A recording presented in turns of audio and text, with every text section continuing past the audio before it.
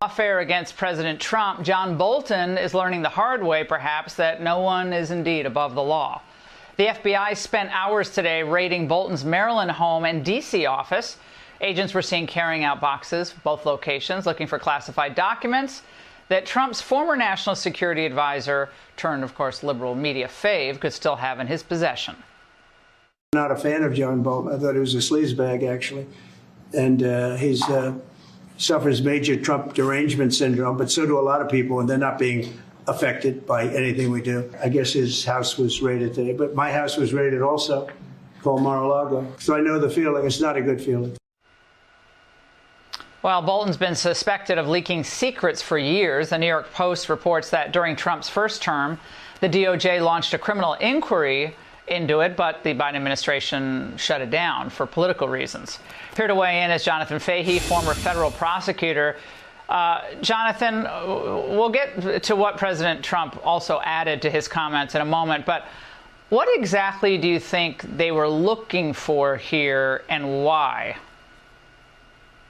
Yeah, this is quite interesting in that they're doing the search warrant now, and a lot of these issues with the classified documents and classified leaking and things like this have to do with his book in 2020. And the reason I say that's important is because to get a search warrant now, you have to have it can't be stale information. So they must have new information that he currently either has classified documents or evidence of the retention of classified documents or spreading classified information in his home. And it's important also to know this was issued by a judge in Maryland, the search warrant. So that's what I think they're looking for, is classified documents that he may still possess. And remember, he has no business ever possessing classified documents at his home, unlike Donald Trump, who actually was allowed to have them in his home.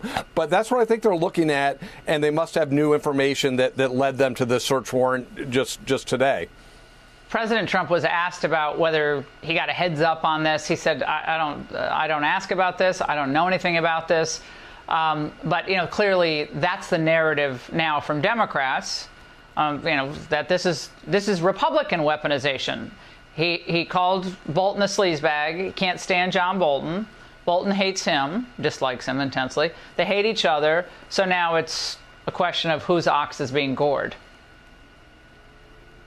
Yeah, and I just think that's sort of nonsense because President Trump actually answered that quite well. It's like, yeah, there are lots of people that hate President Trump, and they're not all having their houses searched. And again, a judge in Maryland, which isn't exactly conservative or Trump-friendly in terms of judges or anything else, issued this warrant. So that judge must have looked at what was submitted and found that there's probable cause that there's evidence of a crime in his home, or they wouldn't have issued that warrant. So, again, I don't think it's really fair to jump to that conclusion right now. And again, we don't know what will amount to this, but of course that's what everyone's going to say. It's weaponization. But of course, everything against Donald Trump all fell apart with just the lightest judicial scrutiny at a higher level. So it's hard to really, attack Trump Jonathan, on this when he's really I want to move to another subject. Sorry, Jonathan, I want to move to another subject. A federal judge in Florida late last night who's appointed by Obama, moved to try to basically shut down Alligator Alcatraz, at least the expansion of it,